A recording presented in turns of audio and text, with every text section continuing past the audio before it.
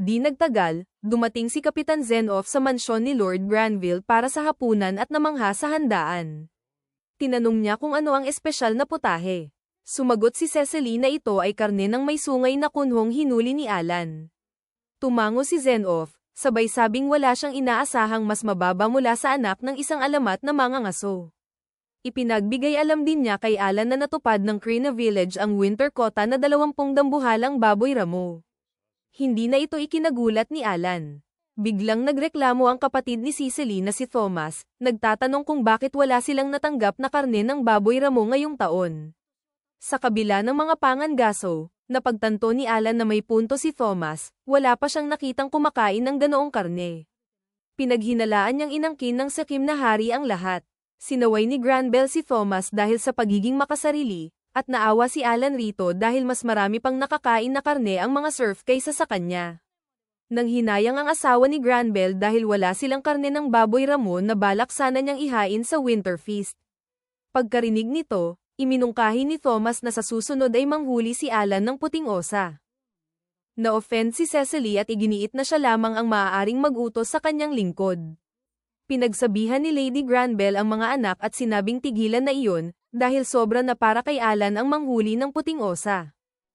Ngunit hindi umatras si Alan.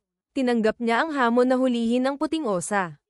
Habang nagdiriwang ang pamilya, tahimik namang nagtataka si Zenoff kung paano niya ito magagawa. Pagdating ng taglamig, nagtungo si Alan sa gubat para gumawa ng bitag. Biglang bumalik ang kanyang lawin matapos makakita ng puting osa. Sinundan ito ni Alan at natagpuan ng isang napakalaking puting USA na nilala pa ang mga goblin. Kinabahan siya sa laki nito, ngunit pinatatag niya ang loob. Tinawag niya ang kanyang mga palaka at inutusang inisin ang halimaw. Tumalon-talon ang mga ito upang akitin ang USA. Sumugod ito upang yurakan sila, ngunit sa huling sandali ay pinabalik ni Alan ang mga palaka at mabilis na tumakbo pasulong bago muling ipatawag ang mga ito. Muli nilang tinukso ang USA. Inulit niya ang estratehiyang pain at takbo hanggang sa madala niya ito sa bahaging may nyebe na naihanda na niya. Habang rumaragasa ang USA, nahulog ito sa hukay na inihanda ni Alan. Nasiyahan siya at kinulong ito sa makitid na butas bago tuluyang tapusin ng madali.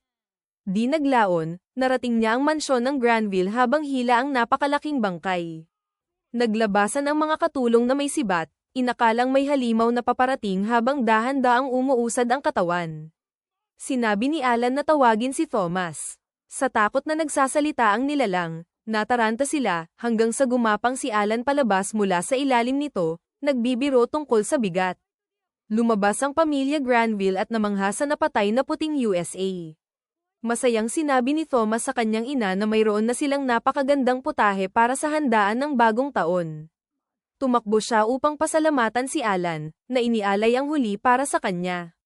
Ngunit sa kalooban, nanumpa si Alan na hindi na muling manghuhuli ng puting USA, napakaraming oras ang nasayang kapalit ng 2,500 XP lamang.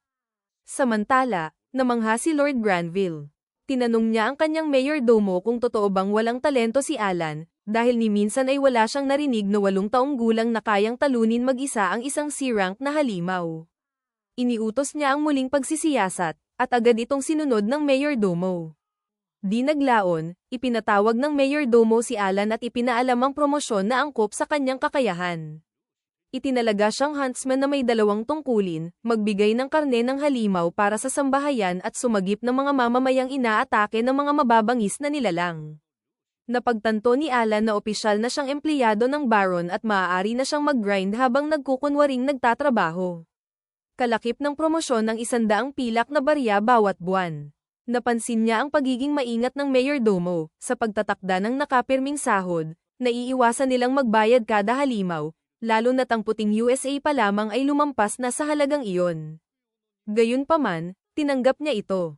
Kailangan lamang niyang tiyakin ang sapat na karne para sa pamilya, ang natitirang oras ay maaari niyang gugulin sa pangangaso ng mga goblin para sa karanasan. Pumayag siyang magsimula ng full-time na pangangaso kinabukasan, ngunit itinama siya ng mayordomo. Mananatili pa rin siyang tagapaglingkod ni Cecily at tutuparin ang dati niyang mga gawain.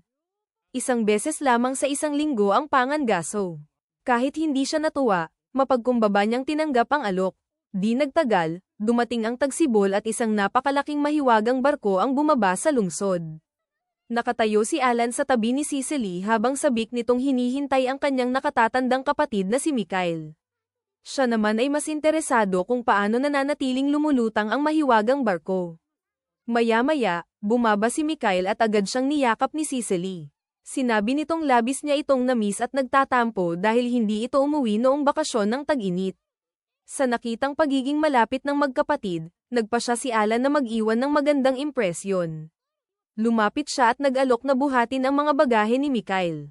Nagtaka man sa bagong lingkod, nakinig si Mikhail habang buong pagmamalaking ipinaliwanag ni Cecily na si Alan ang kanyang tagapaglingkod at huntsman ng pamilya. Humanga si Mikhail at pinuri ang kanyang talento. Napansin ni Alan na tila siya ang pinakamatinong anak ng Baron. Pagkatapos, inabot ni Mikhail kay Cecily ang pasalubong mula sa kabisera, at masaya niya itong inakay pauwi upang ikwento ang buhay sa akademya. Habang pinagmamasdan sila, naalala ni Alan ang sarili niyang pamilya at napaisip tungkol sa kanyang mga kapatid. Kalaunan, tinupad ni Alan ang lingguhang kota at naghatid ng mga halimaw sa mansyon. Tuwa ang mga kusinero sa dekalidad na sangkap. Bigla namang sinabi ni Rick na nakikipag-spar si Mikhail kay Kapitan Zenov. Pumunta roon si Alan at nakita niyang mahusay na nakakasabay si Mikhail sa kapitan ng mga kabalyero. Hindi nagtagal, huminto si Zenov at nagsabing malaki na ang kanyang ipinagbuti mula nang pumasok siya sa akademya. Napansin ni Cecily si Alan na nakamasid at pinuri siya dahil muling nakapagdala ng dekalidad na biktima. Napansin din siya ni Mikhail, pinuna ang kanyang lakas, at humiling na makipag-spar rin sa kanya. Sa pahintulot ng Baron, ipinahiram ni Kapitan Zenov kay Alan ang kanyang espada para makipag-spar kay Mikhail. Namangha si Alan sa hawak niyang tunay na mithril na espada. Napagtanto niya na hindi siya nakapag-training mula nang lisanin ang nayon, at mas nakatuon ang kanyang stats sa pangangaso kaysa sa pakikipagdigma. Gayunpaman, sa level 20, kumpiyansa siya. Nagsimula ang laban. Sumugod si Alan, sinisikap kontrolin ang lakas upang maiwasang masaktan.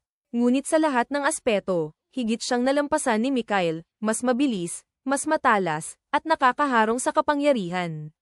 Ramdam ni Alan ang bawat tama na parang hampas mula sa kariton.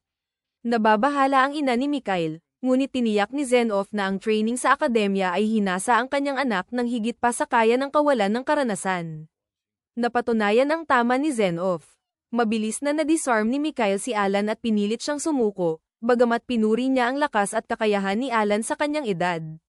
Napagtanto ni Alan na nasa ibang antas si Mikhail. Nagmadaling pumunta sina Cecily at Thomas upang purihin ang kanilang kapatid, at pinuri rin ni Cecily si Alan dahil nakatiis siya ng matagal. Ipinaliwanag ni Mikhail na mas lumakas siya matapos malinis ang isang dungeon noong bakasyon ng tag-init, na kinakailangan upang pumasa sa kanyang pagsusulit. Inilarawan niya ito bilang isang labyrinth na puno ng mga halimaw. Nakaramdam ng bahagyang inggit si Alan. Taglay ni Mikhail ang natural na talento, elite na pagtuturo sa lungsod ng akademya, walang tigil na pagsisikap, at mabilis na nag-level ng daan-daan na beses sa normal na kahirapan. Habang nangangako si Mikhail na babalik sa susunod na tag-init, biglang humiling si Alan ng isa pang spar. Pumayag si Mikhail sa isang kondisyon, dapat ipagpatuloy ni Alan ang pag-aalaga sa kanyang kapatid na babae. Tinanggap man niya ito, lihim na iniisip ni Alan kung paano makakaiwas sa paglilingkod sa batang may kulay ubong buhok. Di naglaon, umalis si Mikhail patungo sa akademya. Ilang linggo ang lumipas, bumisita si Viscount Carnell sa Baron Granville. Bagamat may palitan silang magalang na tawa, nagliliyab ang mga mata ni Granville sa pagkamuhi sa sakim na noble. Inihain ni Alan kay Carnell ang isang putahe ng karne habang paulit-ulit sa kanyang isip ang sinabi ni Rick kanina, mas mataas ang ranggo ni Carnell kaysa kay Granville, at matagal nang magkaribal ang kanilang mga pamilya. Pinanood ni Alan habang nilamon ng Viscount ang rabbit steak. Namulagat ang mga mata ni Carnell sa sarap, at inakala niyang ito ang pinaghihinalaang karne ng baboy ramo. Sa galit, tiniyak ni Granville na iyon nga. Alam ni Alan na hindi sila mag-aaksaya ng baboy ramo sa ganitong maluho at sakim na tao. Tamak na humiling si Carnell ng pangalawang serving, at agad itong inihain ni Alan. Binanggit din ni Rick na ang mga lupain ni Carnell ay nasa kabila ng White Dragon Mountains. Yumayabong sila ngayon dahil ang dragon ay namumugad sa panig ni Granville, humahad lang sa pagmimina doon. Isang siglo na ang nakalipas, gayunpaman, namumugad ito sa teritoryo ni Carnel. Sandaling nagtanong si Alan sa kanyang sarili kung ano ang nangyari noon sa pagitan ng mga pamilya. Sa wakas, tinanong ni Granville ang dahilan ng pagbisita. Sagot ni Carnel na ang kanyang bunsong anak na babae ay kakasailalim lamang sa appraisal ceremony, at nais niyang pag-usapan ito. Naging mausisa si Alan tungkol sa talento nito ngunit nanatiling tahimik, pinapakinggan ang palitan ng mga noble. Ipinagyabang ni Carnel na ang kanyang anak na babae ay walang anumang talento. Napangisi si Granville sa inis, na nag-iwan kay Alan ng pagkabigla. Nagpatuloy si Carnel sa pangungutya kay Granville, nagrereklamo na dalawa sa kanyang mga anak ay may talento. Sumagot si Granville na, may talento man o wala, kailangang tuparin ng mga noble ang kanilang tungkulin. Iniwan nito si Alan na puno ng katanungan, kahit alam niyang mas mabuti nang huwag itanong. Ilang buwan ang lumipas, sa kanyang araw ng pahinga, bumisita si Alan sa party ni Raven at humiling na matutunan ang lahat tungkol sa mga C-rank na halimaw. Namangha sila, binalaan siya ni Raven na kahit ang bihasang adventurer ay namamatay laban sa ganitong mga kaaway. Ngunit naalis na ni Alan ang mga goblin sa gubat at kailangan niya ng mas malalakas na biktima. Ipinilit ng babaeng may eye patch na mamili muna sila, at bumili si Alan ng beginner gear. Di naglaon, natagpuan ng kanyang lawin ang natutulog na C-rank na orc. Inihagis ni Alan ang kanyang mga summon na sabertooth sa isang ambush. Malubha itong nasugatan, ngunit nakabawi ang orc, winasak ang ilang nilalang. Nagpatuloy si Alan, nagpapadala pa ng marami hanggang sa bumagsak ang orc. Nakuha niya ang isang C-rank na magic stone, nasisiyahan ngunit batid na kailangan niyang maging mas malakas upang matalo ang ganitong mga halimaw ng walang bitag, lalo na kung nais niyang makipagsabayan kay Mikhail. Biglang ipinakita ng kanyang lawin ang isa pang C-rank na kalaban, isang dambuhalang baluti na langgam. Sinubukan ni Alan ang parehong ambush, ngunit ang balat ng nilalang ay tumagal sa atake, at napuksa ang kanyang mga sabertooth. Nagbago ng taktika si Alan, tinawag ang isang paru-paro upang patulugin ang baluti na langgam.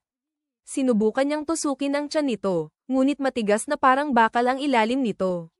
Nagising ang nilalang ng mas maaga kaysa inaasahan. Matapos ang walang tigil na atake, sa wakas ay nahulog ito. Bagamat nagbibigay ito ng higit na karanasan kaysa sa orc, napagtanto niya na kailangan niya ng mas mahusay na kagamitan. Maaaring hindi sapat ang purong pisikal na atake. Pagkatapos, naisip niya ang mataas niyang intelligence stat at nagtaka kung kaya niyang matutunan ang mahika. Ginamit niya ang gantimpala mula sa kanyang 1 taong anibersaryo bilang tagapaglingkod ni Cicely, at humiling ng magic lesson kasama siya, kahit may pagdududa si Cicely. Tinanong ng kanilang tutor kung may mga tanong siya, at diretsyong tinanong ni Alan kung kaya ba niyang mag-cast ng spells. Iginiit ni Cicely na wala siyang talento, kaya imposible raw ito. Nagpa siya ang tutor na subukan siya. Inilapit ni Alan ang kanyang mga kamay sa isang magic crystal, kung iilaw ito, may aptitude siya. Naghintay siya ng may pag-asa, ngunit nanatiling madilim ang kristal. Pakiramdam ni Alan ay parang durog siya, na para bang ang lahat ng kanyang pinaniniwalaan ay mali.